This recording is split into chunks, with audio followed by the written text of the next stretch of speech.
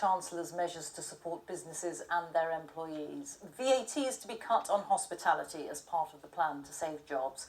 We can speak now to Natalie Moore, who's a partner at the Pickwick Inn and Oliver's Restaurant, which is near Padstow in Cornwall, and it's a hotel with a restaurant and bar. And I'm also joined by Nigel Wright, who's the owner of the Stag Pub in central London.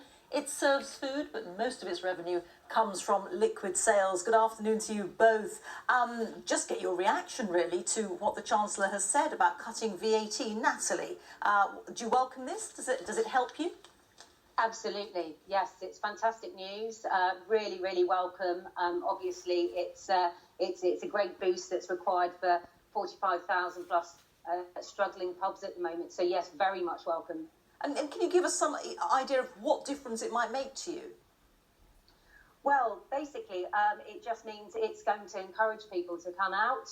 It's going to give them more spending power and just give the whole economy and this whole industry the much-needed boost that it needs, having had most of these businesses closed for many, many months. There are a couple of points that I'd like some clarification on. I think there's an opportunity now with alcohol, which hasn't actually been clarified, whether that too will be dropped to 5% for on sale. But that would be a huge opportunity to get people back in the pubs, away from sort of supermarkets and drinking at home. So hopefully there'll be some clarification on that. Well, Nigel, can I bring you in here? Because you serve food at your pub, but most of your revenue is from liquid sales, isn't it? So does this VAT change do anything for you? Well, not really, because we're probably 92% liquid sales. Obviously, we're a very small pub, and with the social distancing and that, we're going to be reduced capacity quite drastically.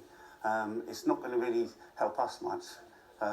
Being where we are in central London, we've already, with our business rates being over 51,000, we didn't get a grant or nothing. So it's going to be a really, really big struggle.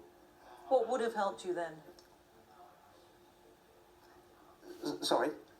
What would have helped you, given that the VAT cut doesn't actually give you any sort of financial help? What would have helped you? Yeah, well, I just feel maybe if you could have done 10% on food and drink, but just being just food, it's not really helping us on, being what our sales are on alcohol. Natalie, I wonder, how has it been for you since you've been able to open up just in the last week or so? How has custom been? It's been steady. Yes, it's been a bit of a mixed bag. I know there's a lot of people around, but I think there is still some trepidation from people. We've been sort of full, but obviously we're running on half capacity at the moment. So, the numbers are manageable. But obviously we've reduced the staff considerably as well. So it's been a good easing in really with these over these coming days. But yeah, hopefully it'll pick up. Do you sense that people who would normally come for a meal at your restaurant, do you sense that they are more wary, more cautious? What's the feeling? I think, we're doing a great job here of making people feel safe as soon as they arrive. We've got a host on the door with sanitised stations throughout, and they're actually shown to their table. It's a very personal service here.